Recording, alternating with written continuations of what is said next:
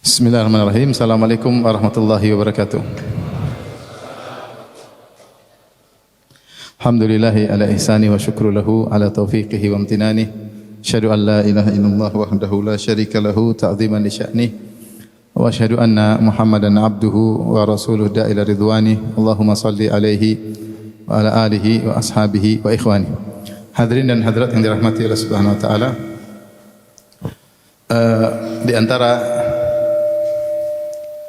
Di antara ciri dakwah Nabi sallallahu alaihi wasallam ekonya terlalu besar kali. Kecilin dikit ya. Yang tadi sudah bagus. Tadi yang pertama udah bagus. Di antara ciri utama dakwah Nabi sallallahu alaihi wasallam tes 1 2 tes. Oke. 1 tambah 1 sama dengan 2. Baik, saya ulangi lagi. Di antara ciri utama dakwah Nabi sallallahu alaihi wasallam adalah berdakwah tauhid dan akhlak yang mulia. Hal ini sebagaimana pernah ditanyakan oleh Heraklius kepada Abu Sufyan ketika Heraklius mendengar desas-desus akan munculnya seorang nabi dari jazirah Arab, maka qadarullah ketika itu ngepasi Abu Sufyan sedang berdagang di antara ciri utama dakwah Nabi sallallahu alaihi wasallam adalah dakwah tauhid dan akhlak yang mulia. Di antara dalil yang menunjukkan akan hal ini adalah ketika Heraklius bertanya kepada Abu Sufyan. Heraklius raja Romawi ketika itu ya. Dan dia selain sebagai raja dia juga adalah ahli agama ya. Di agama Nasrani. Dan dia juga mendengar kabar tentang akan munculnya seorang nabi di akhir zaman. Dan dia menduga nabi terakhir tersebut dari Bani Israel. Ternyata dia mendengar desas-desus ada seorang nabi yang muncul dari jazirah Arab. Pada saat itu ngepasi ya, dia sedang berada di Syam. Kemudian ngepasi Abu Sufyan waktu itu masih kafir bersama rombongannya sedang melakukan perdagangan di negeri Syam. Maka dia pun manggil Abu Sufyan untuk interogasi Abu Sufyan, bertanya-tanya tentang sifat-sifat Nabi sallallahu alaihi wasallam. Ditanya pertanyaan pertama, pertanyaan kedua sebagaimana disebutkan dalam Sahih Al-Bukhari dalam kitab Badil Wahyi. Di antara pertanyaan yang diajukan oleh Heraklius kepada Abu Sufyan adalah tentang intisari dakwah Rasulullah sallallahu alaihi wasallam. "Mada ya'murukum?" Apa sih yang diperintahkan Muhammad kepada kalian? Maka Abu Sufyan ketika itu dia sebagai musuh bebuyutan ya Nabi sallallahu alaihi wasallam, karena setelah Abu Jahal tewas dalam perang Badar, tampuk kepemimpinan dipegang oleh Abu Sufyan. Abu Sufyan sebagai pemimpin Quraisy, makanya dialah yang memimpin perang Uhud, dialah yang memimpin perang Khandaq. Kemudian dialah sang pemimpin ya ketika peristiwa Hudaybiyah, dan pertemuan Heraklius dengan Abu Sufyan adalah setelah perjanjian Hudaybiyah. Jadi dia adalah musuh besar Rasulullah sallallahu alaihi wasallam. Dia yang ditanya, apa sih dakwah Muhammad? Maka dia menjawab dengan jujur ketika itu, dan musuh tentu tahu apa sih yang didengung-dengungkan oleh Rasulullah sallallahu alaihi wasallam. Maka Heraklius bertanya, "Wa madza ya'murukum?" Apa yang diperintahkan oleh Muhammad? Itu apa intisari dakwahnya? Maka Abu Sufyan berkata, "Qala u'budullaha wa la tusyriku bihi syai'a watruku ma qala aba'ukum." Muhammad berkata, sembahlah Allah saja dan jangan berbuat syirik sama sekali, dan tinggalkanlah perkataan nenek moyang kalian. Itu berupa sumpah dengan nama selain Allah, yaitu tauhid. Tauhid. Sembah Allah semata, tidak berbuat syirik, dan tinggalkan sumpah-sumpah selain Allah. Wa kana ya'muruna bis salati was sidq wal afaf was silah. Dan Muhammad memerintahkan kami untuk jujur, untuk menyambung silaturahmi, ya. Kemudian wal afaf, untuk menjaga harga diri ya.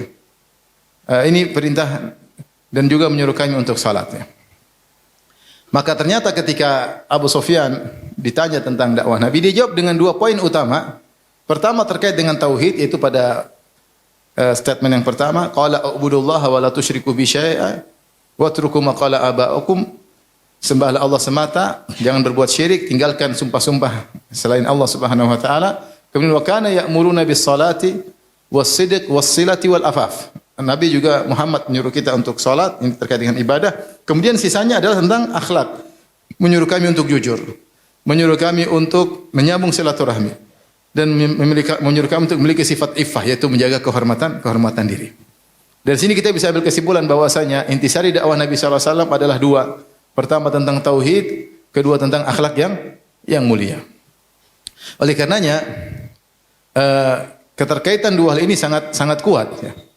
Allah dalam Al-Quran juga sering menggandengkan antara tauhid dengan akhlak mulia. Contoh seperti firman Allah Subhanahu Wa Taala, "U'budullaha wa la tusyriku bihi syai'a wa bil walidaini ihsana wa dzil qurba wal yatama wal masakin." Seterusnya kata Allah Subhanahu Wa Taala, sembahlah Allah semata dan jangan berbuat syirik sama sekali. Setelah itu akhlak, berbaktilah kepada kedua orang tua dengan sebakti-baktinya, berbuat baiklah kepada karib kerabat, kepada anak yatim, kepada ibnu sabil, kepada fakir miskin. Sini Allah gandengkan antara tauhid dengan akhlak yang mulia. Contoh lagi Allah mengatakan anishkurli wali walidayka ilayal masir. Bersyukurlah kepadaku, itu tauhid.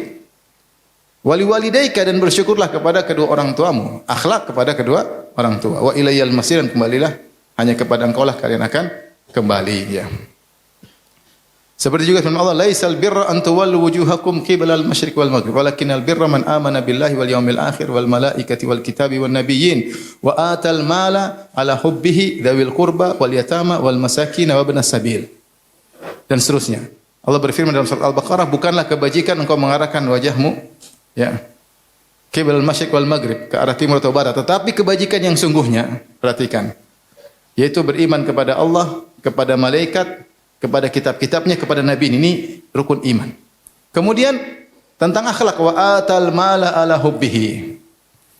Kemudian seorang yang memberikan harta yang dia cintai, padahal dia suka harta tersebut, wa atal mala ala hubbihi, padahal dia cinta harta tersebut, dia berikan kepada siapa?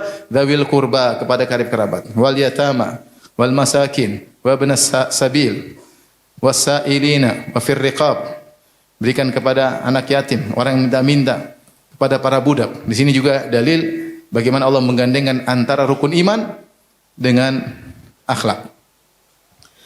Oleh karenanya kalau kita renungkan hal ini, seharusnya orang bertauhid yang benar harusnya membuahkan hasil akhlak yang terbaik. Dan itulah yang dicontohkan oleh Nabi dan para sahabat. Siapa sih orang yang paling akhlaknya paling top? Ialah Nabi SAW. Setelah Nabi, siapa sih orang yang akhlaknya paling top? Yaitu para sahabat. Kalau kita lihat bagaimana akhlak para sahabat, perjuangan mereka, kejujuran mereka, keberanian mereka, kemudian kedermawanan mereka, kesetiakawanan mereka, luar biasa, ya. Bagaimana sampai membimbing umat menuju pada kejayaan. Kenapa? Karena mereka menerapkan akhlak mereka dibangun di atas tauhid. Maka ini ada suatu konsekuensi yang harusnya terjadi. Siapa yang beriman dengan iman yang benar, bahwasanya hanya Allah yang berhak dia sembah, dan hanya Allah yang menciptakan dan mengatur alam semesta, dan segala perkara yang terjadi di alam semesta ini dengan keputusan Allah Subhanahu wa taala, dan Allah yang akan membangkitkan dan akan beri ganjaran balasan pada hari kiamat, harusnya dia berakhlak mulia. Dari sini kita tahu kalau ternyata ada orang yang mengaku tauhidnya bagus, ya. Dia hafal dalil-dalil tentang tauhid misalnya, tapi ternyata aplikasinya akhlaknya kurang bagus. Ternyata dia pelit sama orang tua, ternyata kasar kepada istri, tidak perhatian sama anak. Maka sungguhnya pengakuan dia bahwasanya dia bertauhid dengan benar itu dipertanyakan. Berarti ini menunjukkan bahwasanya tauhidnya hanya sekedar teoritis aja, tidak merasuk ke hati. Mungkin dia hafal dalil, mungkin dia hafal hadis, mungkin dia mengaji, ikut pengajian, tapi ketika waktu datangnya ujian, ternyata dia tidak bisa menerapkan tauhid tersebut, akhlaknya tidak beres, berarti tauhidnya bermasalah. Karena tidak ada contoh dari para salaf, tauhidnya beres, akhlaknya buruk, itu nggak ada contohnya. Yang ada tauhidnya bagus, akhlaknya bagus. Dan itu yang dijanjikan oleh Nabi, dan itu yang diketahui oleh musuh Abu Sufyan, bahwasanya dakwah Muhammad adalah tauhid dan akhlak. Makanya kalau kita jujur, kita buka tentang kitab-kitab tentang tauhid, dalilnya banyak. Kalau kita juga buka kitab tentang akhlak juga banyak. Riyadhus Shalihin contohnya. Jadi kumpulan Imam Nawawi rahimahullah taala isinya mungkin lebih dari 1000 hadis tentang akhlak. Ya. Oleh karenanya begitu pentingnya akhlak sampai para ulama ketika menulis buku akidah mereka cantumkan tentang akhlak. Ya. Disebut oleh As-Sabuni, saya nukil di akhir kitab Al-Wasithiyah. Ya, saya lupa tadi bawa laptop, saya ingin sampaikan tentang perkataan Ibnu Taimiyah. Dalam kitab akidah mereka masukkan tentang akhlak. As-Sabuni, kemudian juga misalnya sebelumnya Al-Muzani ya. Dalam Syarh Sunnah juga punya tentang akhlak. Demikian juga Ibn Taimiyah rahimahullah dalam kitab Al-Wasithiyah di ujungnya sebut tentang akhlak. Bahwasanya Ahlus Sunnah mengimani tentang hadis Nabi, orang yang paling sempurna imannya adalah yang paling baik akhlaknya. Maka jika saya katakan tadi ada orang yang mengaku tauhidnya matang, ya, tetapi ternyata akhlaknya amburadul, ngawur, itu tauhidnya cuma teoritis, tidak meresap dalam apa? Dalam hati. Bukankah dalam kitab tauhid ada bab ma ja'a fi sabar, bab tentang sabar. Tauhid. Begitu ada masalah, ngamuk sana, ngamuk sini, lempar sana. Tauhidnya berarti cuma apa? Teori. Kalau ujian lulus, ujian tulisan. Ketika ujian kehidupan enggak lulus. Nah, ini perlu kita untuk mengevaluasi diri. Apakah benar tauhid kita beres? Apakah teraplikasi dalam akhlak keseharian?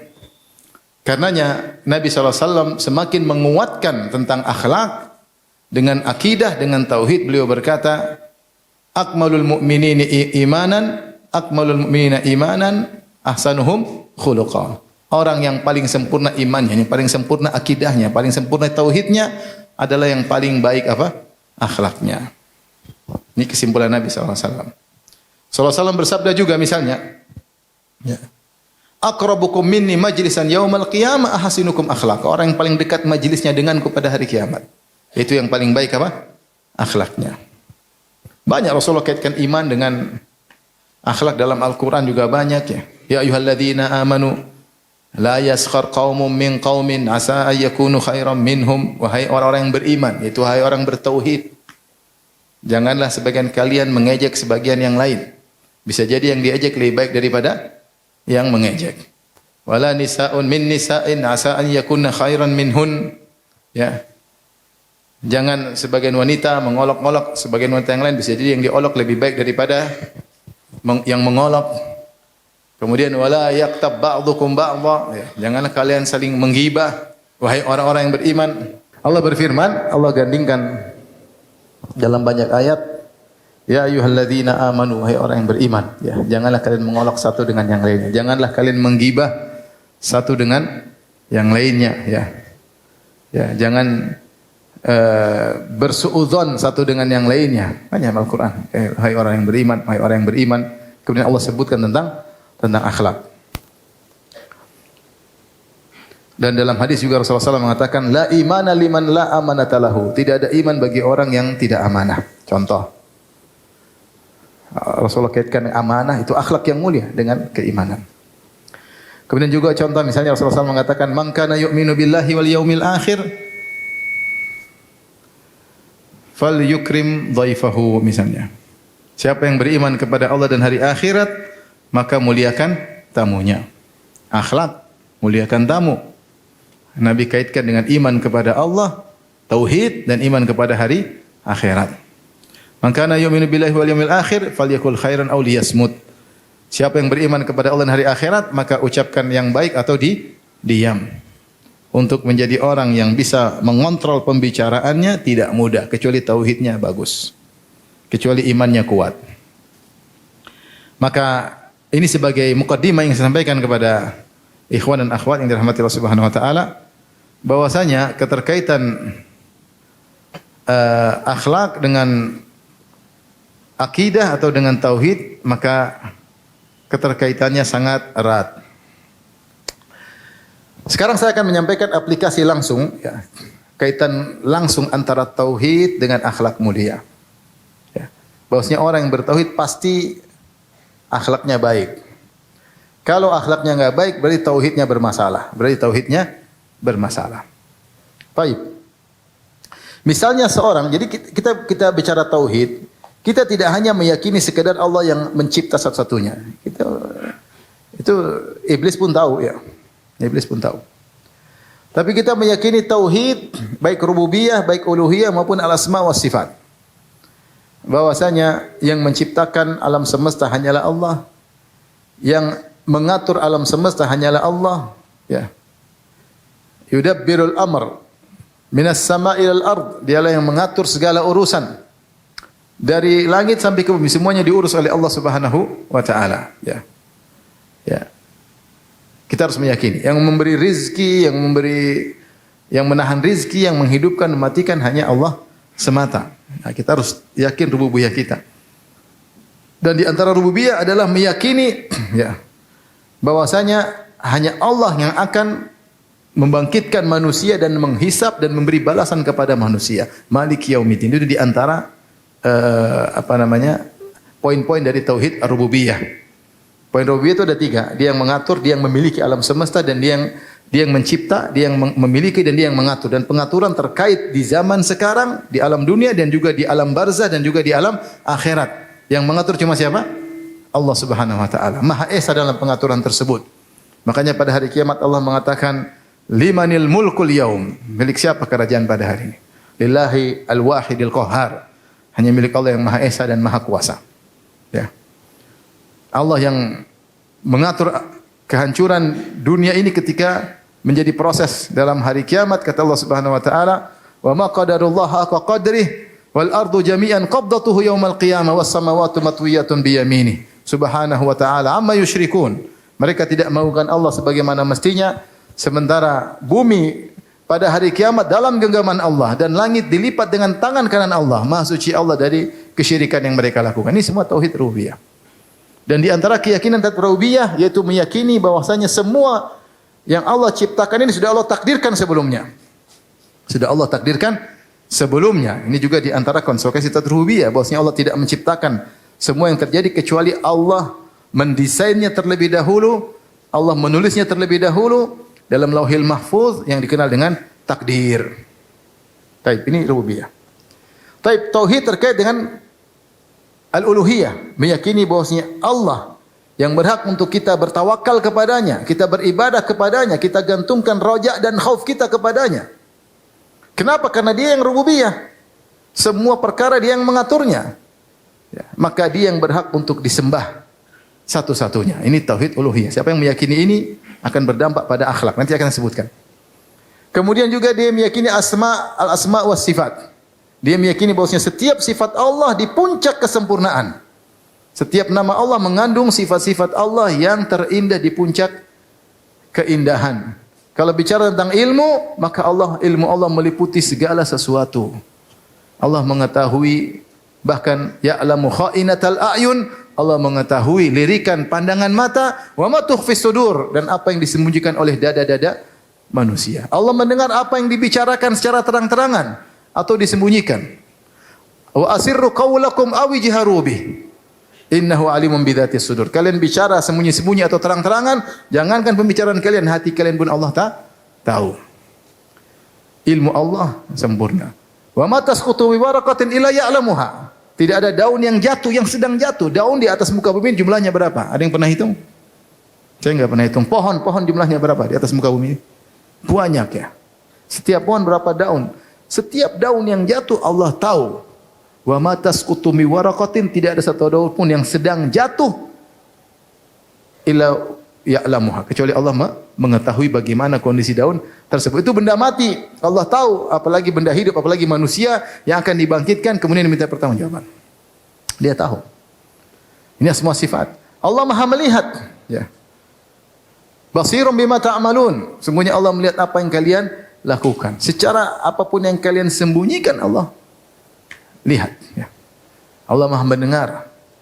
Ya, bahkan bisikan-bisikan lisan kalian. Ketika kalian sedang sujud kemudian berbisik-bisik kepada Allah, Allah Maha mendengar. Allah Maha kuat, Allah Maha memberi rezeki, Allah dan seterusnya. Ketika dia beriman dengan tauhid ini, baik tauhid rububiyah, tauhid uluhiyah, tauhid asma sifat, maka pasti berdampak dalam akhlaknya bermuamalah dengan masyarakat dalam kehidupan sehari-hari. Contoh sekarang. Contoh. Orang yang tauhidnya benar tentang takdir yang merupakan salah satu poin dari tauhid rububiyah, atau kita bisa mengambil dari sifat al-qudrah, di antara nama Allah adalah Al-Qadir atau Al-Qadir, dan Al-Qadir itu maha kuasa, dan di antara bentuk maha kuasa Allah adalah Allah membuat takdir. Makanya Imam Ahmad berkata Al-Qadar qudratullah. Takdir itu adalah bentuk kekuasaan Allah, yaitu Allah sebelum eksekusi menciptakan apa yang terjadi alam semesta, Allah mampu tulis dulu di Lauhil Mahfuz, dan semua yang terjadi tidak ada yang keluar dari apa yang Allah tulis. Itu menunjukkan maha kuasa Allah. Orang yang beriman dengan takdir, maka dia akan sangat mudah bersabar. Dia sangat mudah bersabar. Ya. Makanya Nabi berkata, ajaban di amril mu'min, inna amrahu kullahu khair. Walaysa dzalika illa lil mu'min. Sungguh menakjubkan perkara seorang mukmin ahli tauhid. Seluruh perkaranya adalah baik, dan ini tidak terjadi kecuali kepada orang yang beriman. In asabahu dharra sabara fakana khairan lahu, wa in asabahu asarra syakara fakana khairan lahu. Kalau dia mendapatkan kebaikan, dia bersyukur, itu terbaik baginya. Kalau dia mendapatkan kemudaratan, penderitaan, maka dia bersabar, maka itu baik baginya. Allah berfirman, ma asaba min musibatin illa biiznillah. Tidak ada satu musibah pun yang menimpa kecuali dengan izin Allah. Wa may yu'min billahi yahdi qalbah. Siapa yang beriman kepada Allah, beriman ini semua dari Allah, dengan izin Allah, Allah akan beri petunjuk kepada hatinya. Kata Al-Qamah, rajulun usiba bi musibatin faya'lamu annaha min indillah fayarda wa yusallim. Ini Allah sedang bercerita tentang seorang yang terkena musibah. Kemudian dia tahu musibah ini atas izin Allah. Karena dia tahu yang memberi musibah adalah penciptanya, maka dia ridha dan dia pasrah. Maka mudah untuk bersabar. Makanya kalau ada orang tidak bersabar, iman kepada takdir bermasalah. Bermasalah. Meskipun dia hafal rukun iman. Meskipun dia bantah ahlul bid'ah yang sesat dalam masalah takdir. Ya, seperti kaum Mu'tazilah dia bantah, ya. Kaum Jabariyah dia bantah, tapi ternyata dia sendiri tidak sabar, berarti ilmu tentang takdir itu hanya sekedar teori di lisan aja. Dari lisan.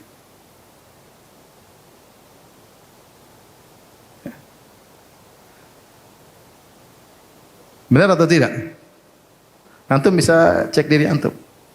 Terkena musibah, marah-marah, yang ada di sekelilingnya disalahkan, istri disalahkan, anak disalahkan, pintu dibanting, piring dibanting. Alhamdulillah yang murah-murah yang dia banting. Berarti dia tidak beriman dengan takdir. Bukankah Nabi berkata, laisa minna man darabal khududa wa syaqqal juyuba wa da'a bid'awal jahiliyah. Bukan dari golongan kami orang terkena musibah, dia robek-robek bajunya, tampar-tampar pipinya, menyuruh dengan seruan jahili. Bukan dari golongan kami, tidak, bukan sifat ahli tauhid. Ini contoh nyata aja. Kalau iman kepada takdir benar, dia pasti tahu apa Allah berfirman, ma asaba min musibatin fil ardi wala fi anfusikum illa fi kitabin min qabli an nabraha. Tidak ada satu musibah yang terjadi menimpa diri kalian atau di atas muka bumi. Apapun musibah, tidak terkena kalian tapi terkena penduduk bumi atau terkena kalian. Illa fi kitabin, kecuali telah tercatat di Lauhil Mahfuz min qabli an nabraha, sebelum Allah mengeksekusi menciptakannya. Inna dzalika 'ala Allahi yasir. Itu mudah bagi Allah. Allah tulis, Allah eksekusi, mudah karena Allah Qadir, Maha Kuasa. Dikaila ta'sau 'ala ma fatakum wa la tafrahu bima atakum. Perhatikan kenapa dampak dari beriman kepada takdir yang benar. Agar kalian tidak putus asa dari apa musibah yang menimpa kalian, dan kalian tidak sombong dengan keberhasilan kalian karena semua sudah ditakdirkan. Kita dalam hidup sehari-hari, kalau tauhid tidak tertanam dalam diri kita, kita mudah ngamuk, mudah marah, tidak terima. Kenapa Allah ginikan? Kenapa Allah ginikan saya? Kenapa saya harus menjalani kesulitan ini? Kenapa? Dia protes sama Allah. Seakan-akan Allah dalam tanda kutip tidak becus dalam menentukan hal ini. Padahal dia Allah adalah Al-Hakim yang maha bijak, Al-Alim yang maha mengetahui, Ar-Rahim yang maha penyayang kepada hamba-hambanya. Tapi ketika imannya kepada takdir tidak beres, maka dia sulit untuk sabar. Makanya saya sering cerita kalau seorang pulang ke rumah diomelin istrinya, dia sabar. Dia bilang, istriku, omelanmu telah tercatat 50.000 tahun sebelum Allah ciptakan langit dan bumi. Apa kamu bilang? Omelan kedua pun sama sudah tercatat. Itu bukan pengalaman pribadi, bukan ya. Subhanallah. Tapi gitu, terkadang kita perlu latihan agar kita resapi tentang takdir. Maka Allah kasih latihan. Allah takdirkan suatu yang kita tidak sukai, bukan buruk, tidak kita sukai. Berjalanan waktu tersingkap hikmahnya. Ternyata ini yang terbaik. Allah kasih ujian berikutnya. Berjalanan waktu tersingkap hikmahnya. Semakin kita memantapkan tauhid kita bahwa yang terjadi tidak ada kekuatan manapun yang bisa menjadikan hal ini kecuali dengan izin siapa? Allah. Kalau kita bersabar, pasti ujungnya indah. Pasti, bukan tidak pasti. Pasti ujungnya indah. Syaratnya harus bersabar. Allah taruh kisah-kisah banyak dalam Al-Quran. Saya punya ceramah khusus tentang pilihan Allah yang terbaik. Bisa dengar ceramah tersebut. Tapi ini semua dibangun di atas iman kepada takdir. Kepada takdir. Jadi orang yang tauhidnya benar tentang takdir pasti jadi orang penyabar. Pasti. Saya kadang-kadang ditegur sama istri. Saya ngomel, Abi kayak tidak beriman dengan takdir. Ngajar takdir enggak? Yes. Ya, kadang-kadang kita juga lupa, kadang-kadang ya. Perlu diingatkan. Kalau teori semua jago. Bisa orang belajar, yang penting IQ-nya cerdas, dia bisa ngerti. Takdir, rukun-rukunnya, bantahannya, kesesatan siapa. Tapi, apakah meresap dalam hati, itu permasalahan lain. Dia perlu minta petunjuk kepada Allah agar diberi taufik. Orang menerima takdir, dia pasti sabar. Ini yang pertama. Akhlak yang kedua, kalau orang beriman kepada takdir, ya, dia harusnya tidak sombong. Harusnya tidak sombong. Karena dia tahu keberhasilan yang dia raih ini sudah ditakdirkan. Dan Allah telah sebutkan tadi dalam surat Al-Hadid, illa fi kitabin min qabli nabra'aha. Apa yang terjadi kecuali telah tercatat di Lauhil Mahfuz sebelum kami eksekusi kejadiannya. Likaila ta'sau ala ma fatakum, agar kalian tidak putus asa atas apa yang luput dari kalian. Wala tafrahu bima atakum, dan agar kalian tidak sombong dengan apa yang Allah berikan kepada kalian. Orang tidak sombong, ya sudah takdir. Ya. Lihatlah ketika Rasulullah SAW dalam perang Khaybar hari pertama, bendera peperangan dipegang oleh Abu Bakar. Tidak berhasil menaklukkan benteng di Khaybar, benteng Naim. Kemudian hari berikutnya Rasulullah kasih Umar bin Khattab untuk menaklukkan benteng di Khaybar, tidak berhasil. Maka setelah 2 hari Rasulullah mengatakan, la utiyanna rayata ghadan rajulan yuhibbullah wa rasulahu wa yuhibbuhullah wa rasuluhu yaftahullahu ala yadayhi. Besok saya mau kasih bendera sama orang yang pasti menang. Maka semua sahabat semangat. Kenapa? Karena orang tersebut, kata Nabi, dicintai oleh Allah dan Rasulnya. Siapa yang tidak ingin dapat predikat dicintai oleh Allah dan Rasulnya dan pasti menang? Tentu pahalanya besar ketika seorang menjadi penyebab kemenangan. Maka keesokan harinya pagi-pagi, Rasulullah bawa bendera, semua orang sahabat pingin. Tunjukkan wajahnya, siapa tahu saya. Pingin. Ternyata Rasulullah cari, aina Ali bin Abi Thalib? Mana Ali bin Abi Thalib? Abi Thalib yang tidak cari bendera malah dipanggil. Itu namanya takdir. Wa yashtaqi ainaihi, ternyata kedua matanya sakit. Belekan kalau bahasa kita. Sehingga dia dipapah.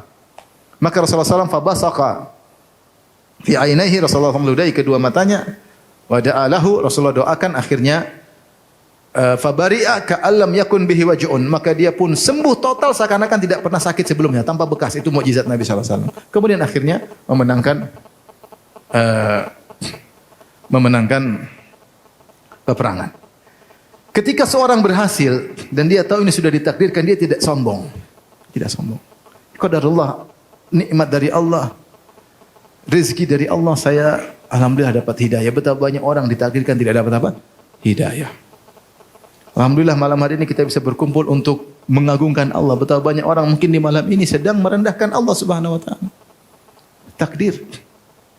Betapa banyak orang yang lebih cerdas dari kita, IQ-nya lebih tinggi, namun tidak bertauhid kepada Allah. Kita yang IQ-nya pas-pasan, alhamdulillah. Takdir. Subhanallah. Maka Maka seorang yang beriman kepada takdir harusnya dia tidak sombong sebagaimana firman Allah Subhanahu wa taala.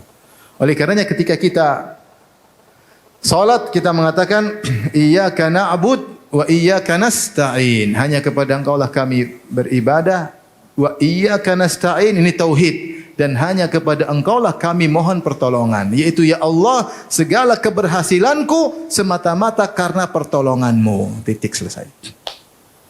Kita ini siapa? Mau apa yang mau kita harapkan? Ya. Mau harapkan kekuatan kita? Kita ini enggak kuat kalau Allah kirim nyamuk, kemudian dicium, kena demam berdarah, tewas. Enggak bisa apa-apa kita ini. Kasih corona, badan berotot, kena corona, tewas. Ya. Lemah kita. Badan berotot, kena kanker, selesai. Cerdas kepala, kebentur, bahlul. Subhanallah, kalau mau mudah sekali. Sudah berusaha, di tengah jalan dipotong sama Allah, selesai. Agar kita sadar bahwasanya segala keberhasilan yang kita dapat itu semata-mata karunia sama Allah, dengan takdir Allah. Maka orang harusnya tidak sombong. Tidak merasa dirinya hebat dibandingkan yang, karena dia tahu sudah ditakdirkan oleh Allah Subhanahu wa taala. Apapun usaha yang dia lakukan itu hanya rangkaian. Allah pun yang mentakdirkan usaha-usaha tersebut. Ada yang bilang saya berhasil karena saya banyak pengalaman. Yang buat kau ditakdirkan punya banyak pengalaman juga siapa? Allah. Banyak orang punya pengalaman jadi anak buah terus sampai mati, banyak pengalaman jadi anak buah. Enggak pernah jadi bos. Oh karena saya pintar, betapa banyak orang pintar enggak kaya-kaya. Sampai kepalanya botak juga kaya-kaya. Ya. Saking berpikir keras, gugur rambutnya. Tapi juga tidak kaya ya. Berarti takdir Allah Subhanahu wa taala. Ada orang enggak punya usaha apa-apa, tahu-tahu kaya raya. Kenapa? Anak raja, takdir. Pangeran mau diapain? Ada kawan saya 2 orang kaya. Kaya benar-benar. Ya. Kaya, duitnya banyak pokoknya, banyak. Yang satu badannya semampai rapi, yang satu badannya enggak teratur. Dia bilang, Ustaz, kalau itu sih sejak lahir sudah kaya, jadi begitu badannya. Kalau saya ya begini karena kaya belakangan. Dulunya setengah mati, kemudian kaya belakangan. Ya, takdir, lahir langsung kaya.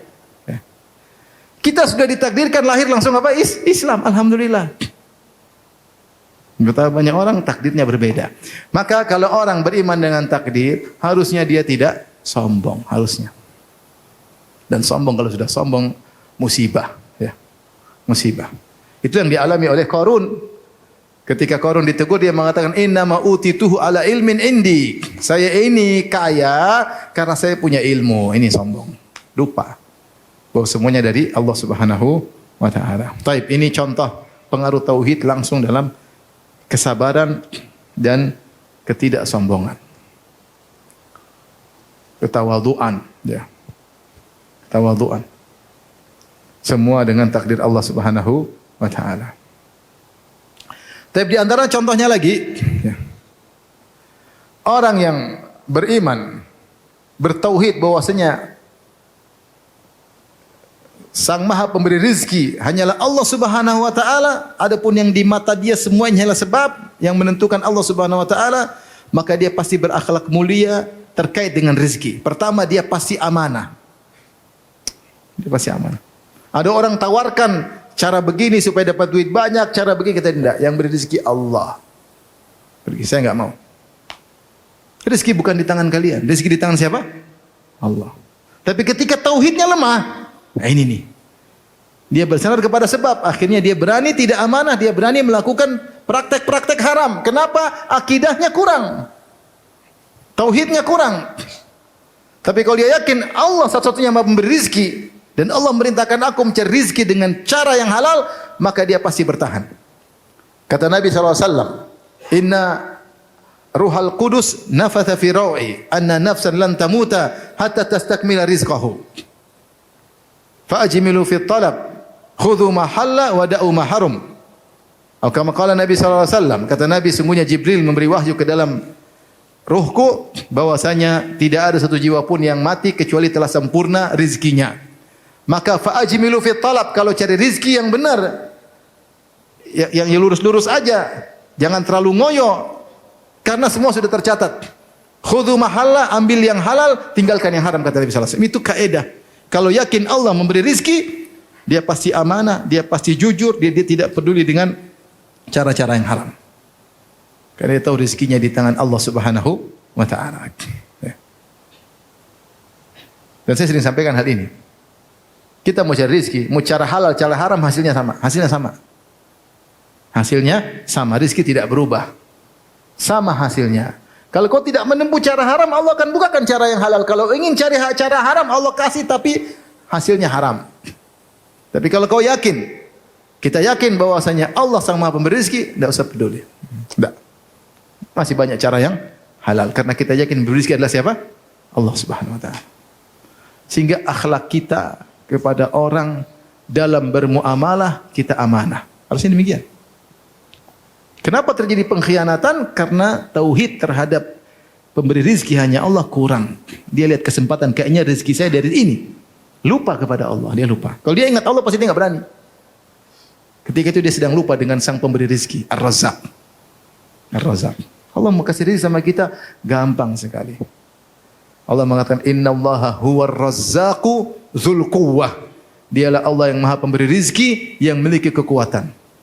Para ulama mengatakan kenapa Ar-Razzaq dikaitkan dengan kekuatan? Karena ketika Allah beri rizki dengan kekuatan, yaitu di antara kekuatan Allah dalam memberi rizki, Allah bisa memberi rizki kepada makhluknya yang begitu banyak dalam satu waktu. Langsung semua dikasih. Satu waktu.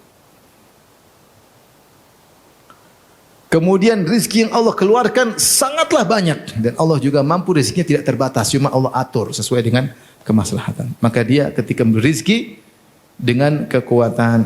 Gini contoh, ketika orang bertauhid dengan tauhid yang benar, maka dia akan jujur dan amanah dalam berdagang.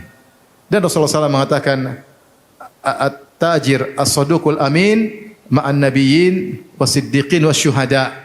Seorang pedagang yang jujur dan amanah, maka dia akan dikumpulkan bersama para nabi, para siddiqin dan para syuhada. Pahalanya sangat besar. Ketika dia beriman bahwasanya tidak ada yang beri rezeki kecuali Allah Subhanahu wa taala. Ini di antara pengaruh tauhid. Tapi di antaranya misalnya, ya, ketika seorang mengetahui bahwasanya yang membangkitkan dan yang menguasai hari pembalasan hanyalah Allah Subhanahu wa taala, maka dia tidak akan berbuat zalim. Kenapa orang berbuat zalim?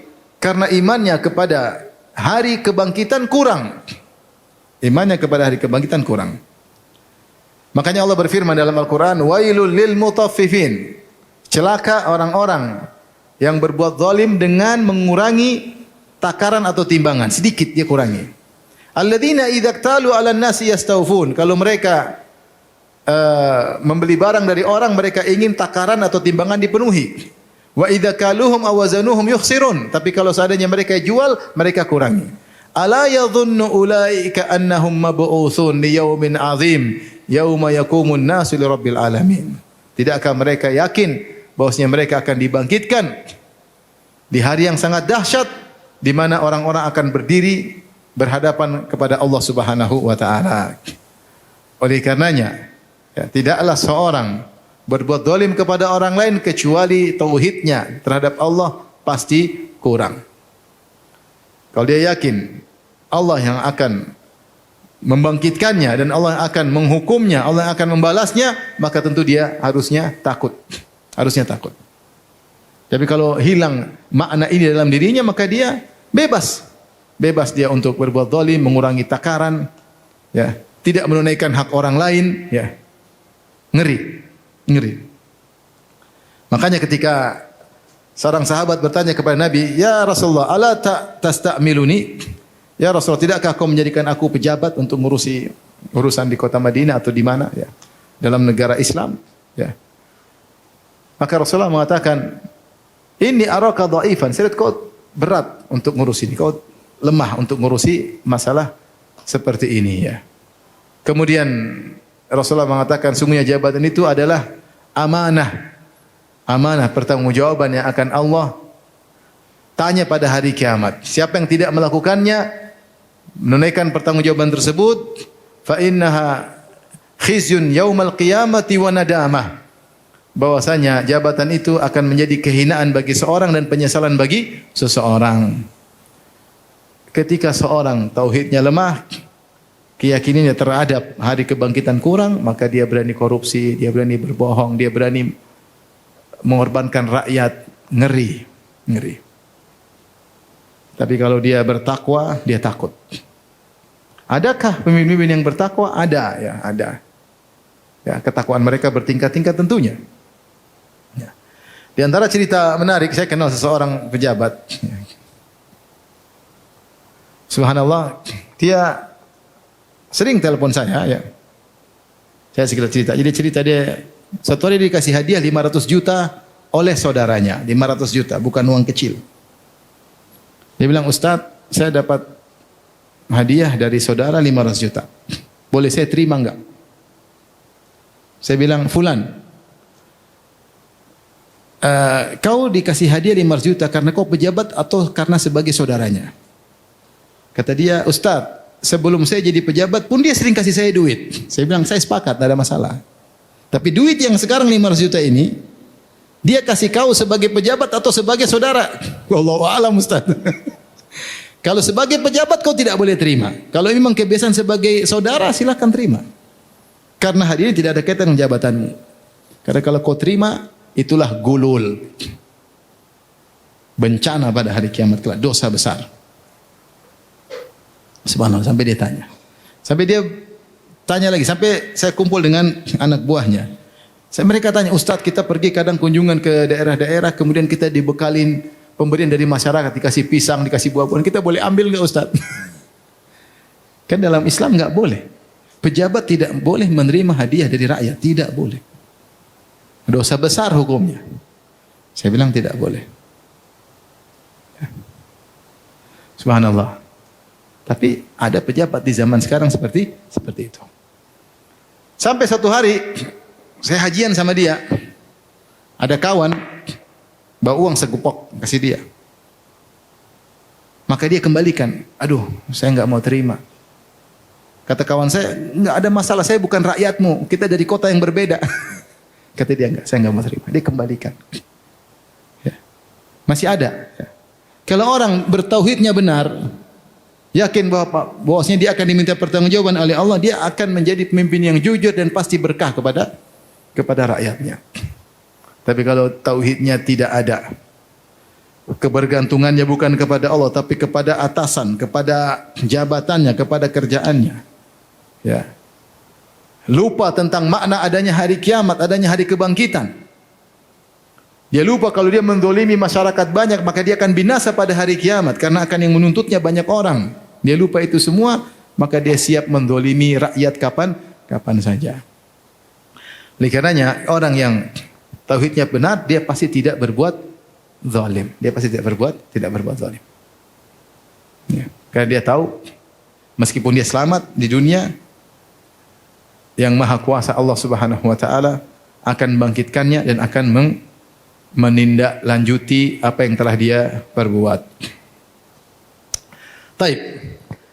Di antaranya contoh lagi akhlak mulia karena iman yang benar kepada hari akhirat. Allah sebutkan misalnya dalam surat At-Talaq. Ya ayuhan nabi, idza talaqtumun nisaa fatalliquhunna li'iddatihinna wa ahsul iddah wattaqullaha rabbakum. La tukhrijuhunna min buyutihinna wa la yakhrujna illa ayatina bi fahishatin mubayyinah. Wa tilka hududullah wa may yata'adda hududallahi faqad dzalama nafsah. La tadri la'alla Allah yuhditsu ba'da dzalika amra. Fa idza balagna ajalahunna fa amsikuhunna bima'rufin aw fariquhunna bima'ruf.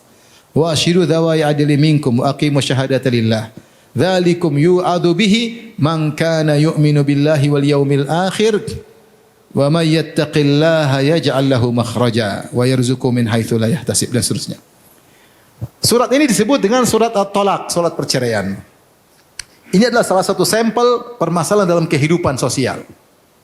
Dan di antara permasalahan yang paling berat dialami oleh seseorang adalah masalah rumah tangga. Terutama ketika masalah rumah tangga tersebut meruncing sampai pada tahapan perceraian. Saya rasa itu masalah paling berat dihadapi oleh seorang laki ataupun seorang wanita. Terlebih lagi ketika mereka telah menjalin kehidupan yang lama dan memiliki anak-anak. Tentu ini perkara yang sangat berat. Lebih berat dari perkara-perkara yang lain. Maka kalau orang bertakwa kepada Allah, tauhidnya benar, dia pasti tidak berbuat zalim meskipun dia menjatuhkan cerai. Perhatikan Allah berfirman. Ya ayuhan nabi, idza talaqtumun nisaa fatalliquhunna li'iddatihinna wa asul iddah. Wahai nabi, yaitu orang beriman, jika kalian ingin menceraikan istri kalian, maka sesuai dengan aturannya, yaitu ceraikan ketika tidak sedang haid dan belum digauli. Talak satu. Talak satu jatuhkan pada seorang wanita yang tidak haid dalam kondisi suci dan belum digauli. Kalau sedang haid, talak bid'ah, tidak sesuai dengan syariat. Kalau sudah suci tapi sudah digauli, sama, tidak sesuai dengan syariat. Atau sudah suci, tidak digauli tapi langsung jatuh talak 3 juga tidak sesuai dengan apa? Syariat. Allah mengatakan fatalliquhunna li'iddatihinna wa asul iddah, sesuai dengan aturannya dan hitunglah iddahnya. Wattaqullaha rabbakum, dan bertakwalah kepada Allah Rabb kalian. Ya. Kemudian kata Allah, la tukhrijuhunna min buyutihinna. Kalau kalian sudah menceraikan istri-istri, jangan suruh pulang ke rumah orang tuanya. Jangan kalian keluarkan mereka dari rumah mereka sampai Allah mengidhafahkan, menisbahkan rumah bukan kepada suami tapi kepada istri. Agar suami jangan mengusir istrinya dari rumahnya selama statusnya baru dicerai masih istri sampai masa iddahnya selesai. La tukhrijuhunna min buyutihinna. Jangan usir wanita dari rumahnya. Wala yakhrujuna illa ya'tina bi fahishatin mubayyinah. Demikian juga para wanita jangan keluar rumah kecuali mereka melakukan perbuatan yang keji. Kemudian kata Allah, wa tilka hududullah. Ini batasan-batasan Allah. Wa may yata'adda hududallahi faqad dzalama nafsah. Siapa yang melanggar aturan Allah dia telah menzalimi dirinya. Ya. Kemudian Allah sampaikan sampai kata Allah di akhir ayat kata Allah, dzalikum yu'adzu bihi man kana yu'minu billahi wal yawmil akhir. Inilah wejangan dari Allah, nasihat kepada orang yang beriman kepada Allah dan hari akhirat. Kalau orang beriman kepada tauhid, beriman kepada Allah, beriman hari pembalasan, bahkan ketika dia menjatuhkan cerai dia tidak zalim. Tapi yang terjadi sekarang bagaimana? Laki-laki marah langsung cerai, padahal istrinya lagi haid. Lagi haid ya, namanya haid suka marah-marah, emosi tidak stabil. Atau istrinya suci, dia gauli, habis dia gauli dia jatuhkan cerai. Ini juga ngawur. Tidak bertakwa. Atau dia usir istrinya pulang ke rumah orang tua padahal belum dicerai. Dicerai aja enggak boleh diusir. Sama perempuan juga. Belum dicerai sudah lari ke rumah orang tua, belum dicerai. Wong sudah dicerai aja tidak boleh pulang ke rumah orang tua apalagi belum dicerai. Pelanggaran dan pelanggaran akhirnya apa yang terjadi? Kekacauan. Wa may yata'adda hududallahi faqad dzalama nafsa. Siapa yang melanggar aturan Allah dia telah mendolimi dirinya sendiri. Rumah tangga kacau setelah perceraian. Laki-laki kacau, perempuan kacau, istri kacau, anak-anak terbengkalai. Adapun kalau bertakwa, wa may yattaqillaha yaj'al lahu makhraja. Siapa yang bertakwa kepada Allah, Allah pasti kasih solusi. Ini adalah permasalahan yang paling berat. Kalau bertakwa pasti ada solusi, apalagi masalah-masalah yang lain yang lebih sepele. Tapi hanya bisa dilakukan oleh orang yang bertauhid kepada Allah, yang meyakini bahwasanya Allah Subhanahu wa taala akan membangkitkannya dan akan menghisapnya pada hari kiamat kelak.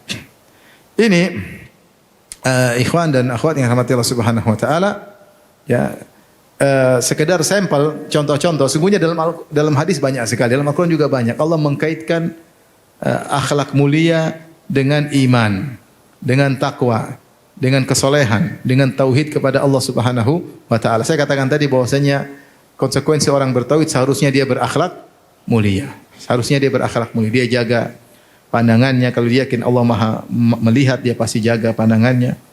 Ya, ketika akhlak dengan Allah Subhanahu wa taala, ya, dia tidak berkhianat, ya. Dan seterusnya, dia tidak berbicara seenaknya menyakiti saudaranya karena dia tahu Allah Maha mengetahui apa yang dia ucapkan dan semuanya akan diperlihatkan Allah pada hari kiamat kelak. Maka mungkin sampai sini saya sampaikan, ya, contoh-contoh bahwasanya jika seorang tauhidnya benar, seharusnya akhlaknya menjadi mulia. Dan dari sini pelajaran bagi kita dan peringatan bagi kita, masih ada di antara kita yang belajar tauhid, belajar sunnah tapi hanya sekedar teori. Sekedar apa? Teori. Belum meresap dalam hati, belum diaplikasikan dalam kehidupan sehari-hari. Makanya dalam muamalah terkadang mereka seakan-akan tidak berperasaan ya. Ya, kadang pinjam uang tahu-tahu nomor teleponnya diganti supaya tidak bisa ditagih. Dalam praktek rumah tangga juga terkadang mendolimi istri. Kadang-kadang saya heran, ada 2 orang datang ke rumah ribut suami istri. Istrinya nangis-nangis, kata dia, "Ustaz, ini suami saya kalau marah sama saya dibilang iblis." Subhanallah. Genderuwo masih mending genderuwo. Ini iblis. Pimpinannya genderuwo. Ya, mending dibilang semanis jembatan Ancol masih oke lah. Ini iblis. Mana teganya dia bilang istrinya apa? Iblis. Yang dia gauli, yang mungkin ngurus dia kalau dia sakit. Ini gimana tauhidnya? Mana ada contoh dari sahabat yang bertauhid hebat kemudian kasar, akhlak buruk? Tidak ada. Ya, takwa kepada Allah Subhanahu Wa Taala aplikasi dalam kehidupan sehari-hari. Ya. Menakjubkan seperti kisah saya baca Jarir bin Abdullah. Ini contoh luar biasa. Ketika dia mengambil baiat dari Nabi untuk mendirikan salat, bayarkan zakat, Rasulullah mengatakan an-nusha likulli muslim. Engkau harus melakukan nasihat kepada setiap muslim. Maksudnya melakukan nasihat kepada setiap muslim maksudnya melakukan yang terbaik bagi setiap muslim di depanmu. Kalau kau ketemu muslim manapun kau pikir apa yang bisa terbaik yang saya lakukan buat dia. Dan ini adalah baiat yang berat yang harus diambil Jarir bin Abdullah dari Nabi. Ada yang mengatakan karena dia adalah pemimpin kaum. Dia pulang dia akan berdakwah. Maka Nabi bilang kau harus. Dan ini Nabi tidak ambil baiat ini kepada seluruh sahabat. Tapi Nabi ambil baiat ini dari Jarir bin Abdullah Al-Bajali. Kata Nabi an-nushu likulli muslim. Kau harus kalau ketemu muslim manapun kau harus lakukan yang terbaik. Maka dipraktekkan oleh Jarir bin Abdullah Al-Bajali. Kalau dia jual barang, dia bilang sama orang, ini barang, berapa kamu beli? Atau barter, barangmu barang saya. Silakan, kata dia, ya akhi, sebenarnya saya lebih suka barangmu daripada barang saya. Benar kau mau jual? Barangmu lebih bagus loh dari barang saya. Kau mau jual enggak? Sampai dia begitu, dia ingatkan kembali. Ya. Akhirnya dijual beli. Pernah dia beli kuda atau beli onta, dia beli.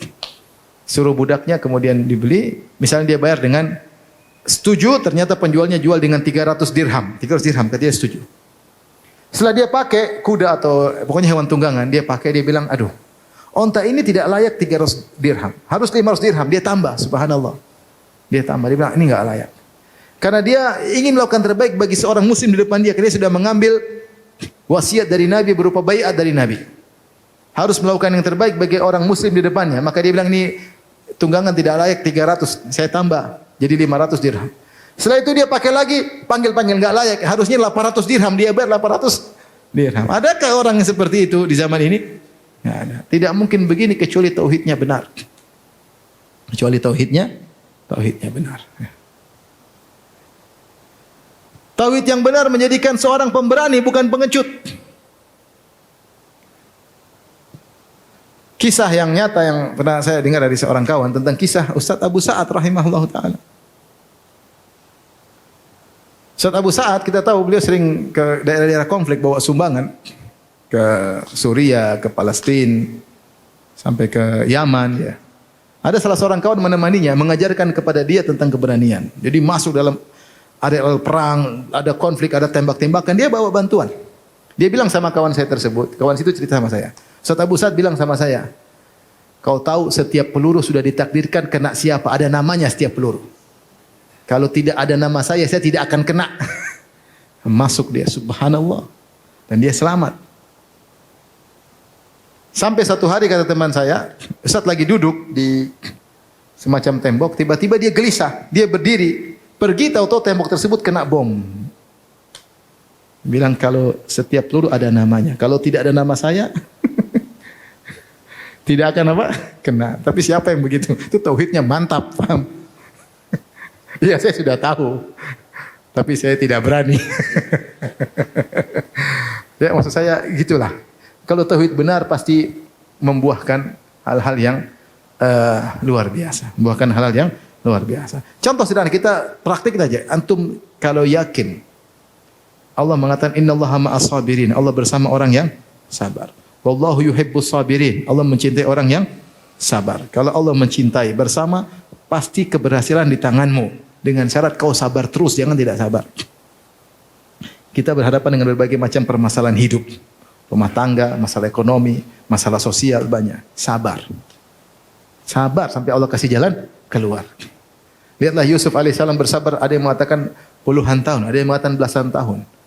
Dengan berbagai macam musibah, tapi dia yakin tauhidnya benar. Ini semua sudah ditakdirkan oleh Allah, ini semua sudah diatur oleh Allah. Kalau sabar ujungnya pasti indah. Maka dia pun dimusuhi oleh kakak-kakaknya, dibuang di sumur, dijual jadi budak, dituduh mau berzina, dipenjara. Di akhir dia berkata, innahu mayyattaqi wa yasbir fa innallaha la yudhi ajral muhsinin. Sungguhnya siapa yang bertakwa dan bersabar, Allah tidak menyia-nyiakan ganjaran orang yang berbuat baik. Pasti ujungnya apa? Indah. Bani Israel ketika dizalimi oleh Fir'aun dalam waktu yang sangat lama, sampai akhirnya Nabi Musa datang untuk menasihati mereka agar mereka bersabar. Akhirnya ketika mereka pada tahap bersabar, mereka selamat. Kata Allah, wa tammat kalimatu rabbikal husna ala bani Israila bima sabaru. Maka tetaplah kata keputusan Allah yang indah untuk Bani Israel karena kesabaran apa? Mereka. Orang sabar, Allah punya cara untuk menyelesaikan urusannya. Ini butuh keyakinan. Tapi ini saja yang saya sampaikan, ikhwan dan akhwat rahmatillah subhanahu wa ta'ala. Semoga Allah menjadikan kita termasuk orang-orang yang bertauhid kepada Allah subhanahu wa ta'ala dan berakhlak mulia kepada sesama manusia. Wallahu ta'ala alam bisawab. Demikian saja apa yang saya sampaikan. Wabillahi taufiq hidayah. Assalamualaikum warahmatullahi wabarakatuh.